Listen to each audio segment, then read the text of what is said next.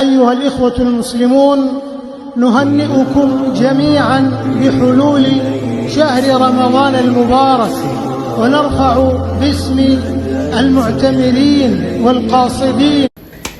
يا صباح الخير يا جماعة، عاملين ايه؟ لسه صاحية من النوم حالا. نمت امبارح متأخر خالص وصاحية الساعة 10، وصداع بقى، الصداع غير طبيعي. فان شاء الله النهاردة هنعلق الزينة، يعني ان شاء الله، لان خلاص مفيش وقت بقى، مفيش وقت، يعني رمضان خلاص بعد بكرة لو كان يوم الاربع. انا بصور لكم النهاردة الاثنين، بس عايزة اول حاجة اعمل شاي علشان بجد مش قادرة، حاسة ان انا دماغي هتنفجر ورايا كمية حاجات النهاردة والله قد كده. هنعمل بس سندوتشين كده نفطر، وبعد كده نروق البيت، يعني الصالة كده ترويقة زي الترويقات اللي انا بروقها. كنت عايزة امسحها بس مش قادرة بصراحة والله، يعني انا كنت ناوية امسحها بس انا صاحية مش قادرة. لو بعد الفطور قدرت تمام، لو ما قدرتش هعملها بالموب ومرة تاني يبقى عادي امسحها. انا بقالي اصلا كذا يوم كده عمالة امسحها بالموب علشان كان الهواء اللي كان قام والعاصفة وكده. فتابعوا بقى معايا الفيديو علشان ان شاء الله هتشوفوا زينة ان شاء الله حلوة قوي وهتعجبكم. وبس كده هعمل بقى افطر وبعد كده يبقى نروق بقى ونشوف هنعمل ايه وهنعلق الزينة ازاي. وفي حاجة في الزينة انا جايباها تحفة، ودي اكتر حاجة ازيكم يا حلوين، عاملين ايه؟ يا رب تكونوا كويسين. انا عارفه ان انا متاخره خالص، بس والله غصب عني انا كان ورايا كميه حاجات كتيره جدا. المهم هقول لكم بقى دلوقتي هنعمل ايه، الملخص بتاع اليوم النهارده. بصوا، كده كده اصلا البيت يعني ايه كان متروق وكده، بس بسبب بقى ان الجو بيقلب وكده فبيضطر بقى الواحد ان هو يعيد يعني على اللي عمله تاني. ما بنفقدش الامل في حاجات كتير قوي انا عملتها في الفيديو ده، بس انا مصورتهاش، زي ان انا مسحت الشبابيك. طبعا مسحتها بالفوطه عادي اللي هي بتاعه المطبخ دي، بس طبعا دي مخصصه يعني للصاله وكده.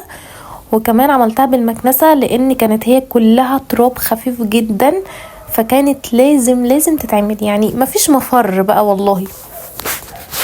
المهم جبت بقى الزرعه دي كانت كلها تراب، انا مش فاكره اخر مره اصلا عملتها امتى، فكانت محتاجه بقى ان هي ايه تتغسل كده، مش تتمسح، لا هي لازم تتغسل. وسبتها شويه في الحمام لحد بقى لما ايه نشفت خالص كده ونزلت الميه بتاعتها عشان ما تبهدلش الصاله. وبعد كده بقى كنست وعملت بالفوطه دي اسمها ايه الترابيزه بتاعه التلفزيون. انا بكنس الاول وبعد كده بعملها علشان ما يجيش عليها رمله. طبعا انتوا شايفين هي لونها اسود، فانا لو عملت العكس، يعني انا لو مسحتها وجيت كنست الدنيا هتبوظ، رمله طبعا هتيجي عليها وكده، فلا انا بخلي المسيح دي بعد الكنس، بمشيها كده فاهمين بالترتيب. وطبعا انا ما قدرتش والله امسح، مش قادره اليوم ده، كان يعني عندي كميه ارق كده غير طبيعيه، فقلت يلا مش مهم، كده كده يعني ايه انا همسح، يعني هيكون ورايا ايه ولا ههرب من المسيح فين، كده كده همسح. المهم بقى ايه مسحت كده كويس قوي بالموب، وبعد كده فرشت. بصوا بقى يا جماعه والله راحه نفسيه، كميه راحه نفسيه كده قليله. كنت بقى مشغله القران وخلصت اليوم ده، كان ورايا كميه حاجات، يعني الحمد لله ان هي عدت على خير. ده بقى الفرع زين اللي انا متحمسه له، اللي هو ستاره. بص هو انا كان مفروض ان انا اعملها من فوق خالص، يعني من عند الجبس اللي فوق ده فاهميني، بس هي طلعت غير خالص ما انا متخيلاها، يعني طلعت صغيره. فاكيد طبعا لو كنت حطيتها فوق اولا انا ما عنديش مشترك، لان الكوبس بتاعها صغير جدا، يعني لازم الفيشه قصدي صغيره جدا، فلازم يكون قريبه من بتاعه الكهرباء الكوبس. فمفيش حل غير ان انا اعملها كده على الخشب ده. وكانت بصراحة شكلها حلو، هوريكم دلوقتي. هو كان بصوا ده تحت برضو فايض، بس الحاجات دي بتبقى محتاجة مشترك، فاهميني؟ وما عنديش مشترك. حاولت ان انا الزقها بلزق، كانت بتقع كده، فانا دقيت مسمار من اللي هو الصغير خالص وعلقتها بقى زي كده على التلفزيون. وشكلها يا جماعة والله قمر خالص، احلى ما كنت متوقعة ان انا اعلقها على الحيطة. انا كنت فاكرة ان هي كبيرة فهتنزل بقى خالص، فاهميني؟ انا اصلا طالباها اونلاين، فعشان كده انا كنت شايفة بس الصور. المهم بقى انا جبت الخيامية دي السنة اللي فاتت، كنت معلقاها في السقف يعني اللي هو رايح جاي بقى والاشكال دي. فقلت السنة دي بقى اغير، فما كانش فيه بقى حاجة غير الحيطة اللي هي بتاعة السفرة. وبصراحة قلت بقى تدي كده يعني ايه اجواء، واحنا بقى لما نيجي نفطر ان شاء الله فتبقى الشكل كده يعني حلو، فاهميني؟ انا عملتها كده وكان فايض، فانا لفتها على وردة كده محطوطة في العمود ده بس من فوق. وبعد كده حسيت اللي هو لا يعني مش عارفة، بس ما حسيتهاش عجباني. فبصراحة روحت جبت المقص وقصتها وعينت القصايص دي. يعني قلت فيما بعد برضو عادي هركبها، يعني هربطهم ببعض، فاهميني؟ وهعلقها بعد كده عادي، يعني سهلة مش صعبة. بس كنت حاسة ان هي قبل ما اقصها حاسة ان في حاجة مش مظبوطة، لا هي لازم تتقص. المهم بقى انا قصيت وخلاص.